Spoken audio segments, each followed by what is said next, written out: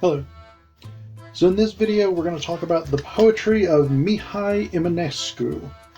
Now if you, like me, grew up in an Anglophone country, or an almost exclusively Anglophone country, there's a good chance you will never have heard of Mihai Eminescu. If you are Romanian, there's a very good chance you will have heard of him. Though if you're Romanian, you're probably not watching my English language YouTube channel. But Mihai Eminescu was one of Romania's most important poets. He was a Romantic poet. And in the mid to late 1800s, he was really this sort of towering figure of Romanian letters.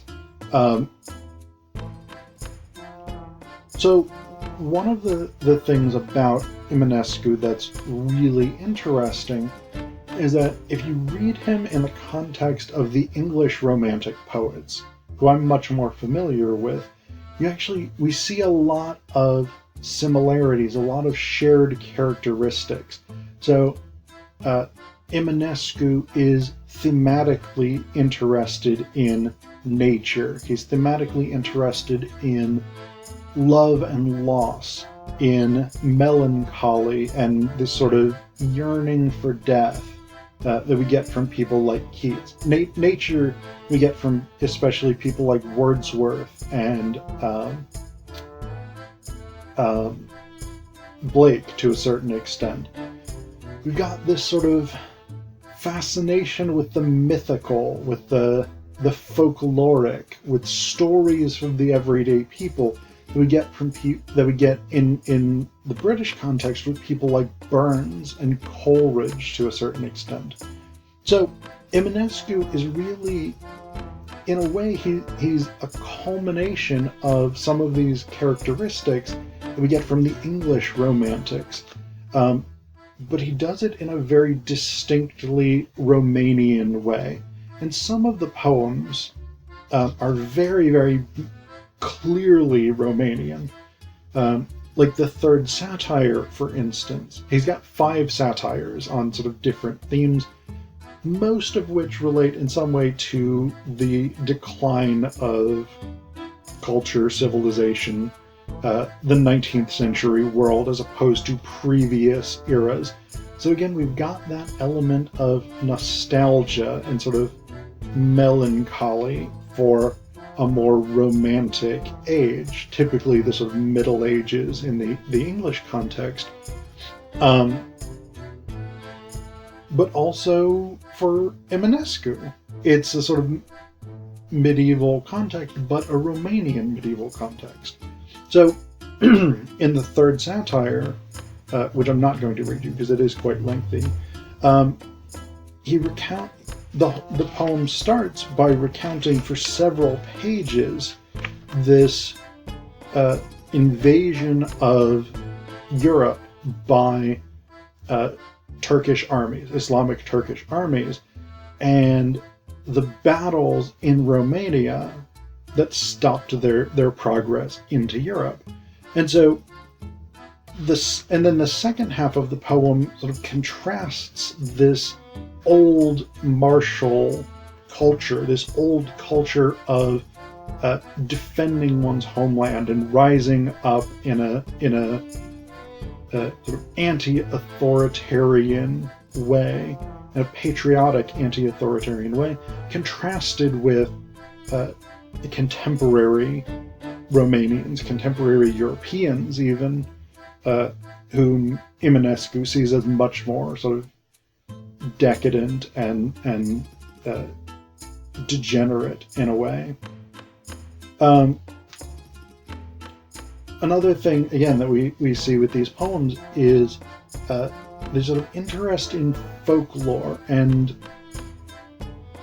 these stories, narratives of the sort of mysterious or demon lover. So the demon lover trope is something the Romantics do really like.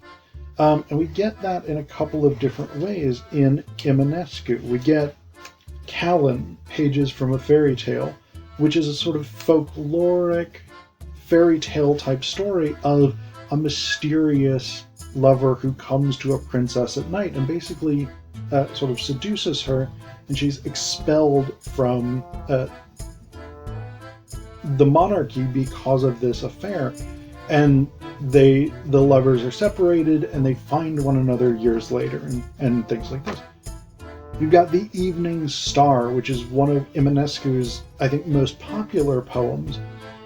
It's a lengthy narrative of a sort of celestial being who falls in love with a human woman, and she falls in love with him, and their challenges to be together, to overcome his sort of divine nature, which means he's immortal and she's not, and all this kind of stuff. So this notion of the divine, this notion of the demon lover, or the mysterious lover, secretive lover, or something like this, in a fairy tale context or magical context, is something Eminescu is very, very interested in. But for my money, some of his best poems are the sort of nature-oriented love poems, or nature-oriented melancholic poems about death, loss, etc., etc. So I'm going to read you just a couple of these so you can get a sense of him. By the way, this is the collection in celebration of Mihai Eminescu, translated by Brenda Walker and Joria Florian Popescu. There are not that, as far as I can tell, there aren't that many English language translations of Eminescu's poetry. Not book-length collections anyway. So this is one of the ones that seems to be most available. And it does have good information in the beginning about his life, his context, his work, etc., etc. So, anyway, this is Sky Blue Flower, and this is, again, one of the sort of nature-oriented love poems. Sky Blue Flower. Are you deep again in the galaxy, in those clouds in the blue canopy? Dear love, you must never forget me, for your soul is life to me. You build yourself images in vain with lava rivers in the sun, plains of the Assyrian or the deepest, darkest ocean. Time-worn pyramids forcing massive peaks into the morning. Don't go that far searching for happiness, my darling.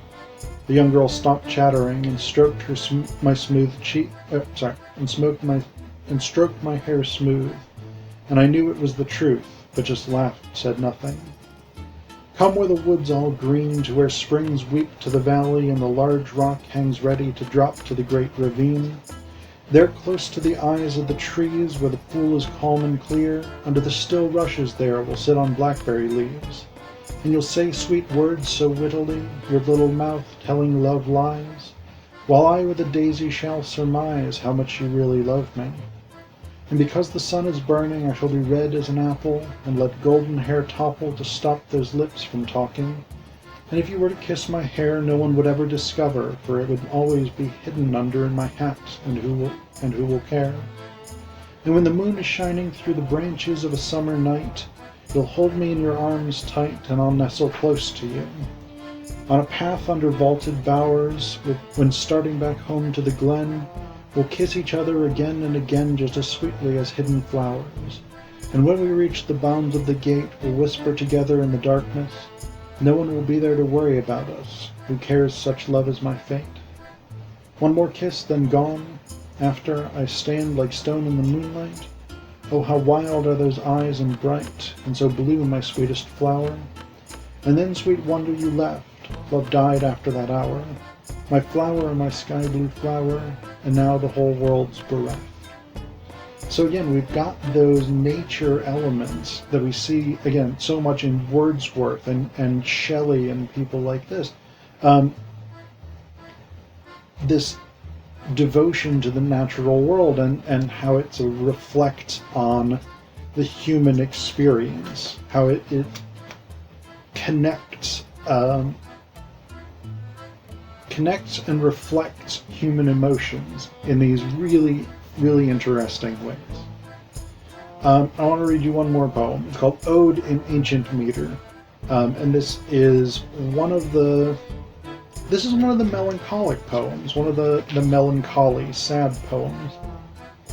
Ode in Ancient Meter. I never once thought I'd ever learn to die. Forever young with my mantle flung about me, I gazed up dreamily toward that star called loneliness, when suddenly you loomed before me, you, my torment, painful sweetness, and I drank deep the voluptuousness of death, merciless death. Now I burn pitiably, tortured like Nisus, or like Hercules whose robes were poisoned. Waters of the oceans could never put out such a fire. I wail, devoured by my own vision, swallowed by flames from my own pyre. Shall I rise again luminous from these ashes like the phoenix? Let all troubled eyes sink from my sight, O sad indifference, come back to my heart, so I can die serenely, restore to myself, restore me. So, again, we've got this melancholic tone, this almost sort of emo poetry kind of tone, but again, we've also got this sort of developed iconography, or this developed approach that is really popular among the Romantics. We've got classical references to Hercules being poisoned by a robe, to Nessus, to the Phoenix, all of which go back to sort of classical Greek and Roman mythology. And again, it's all in this context of embracing sadness, embracing death, embracing this sort of movement toward one's end, which is, again, so typical of the Romantics. So, Eminescu, straight across the board, Romantic poet.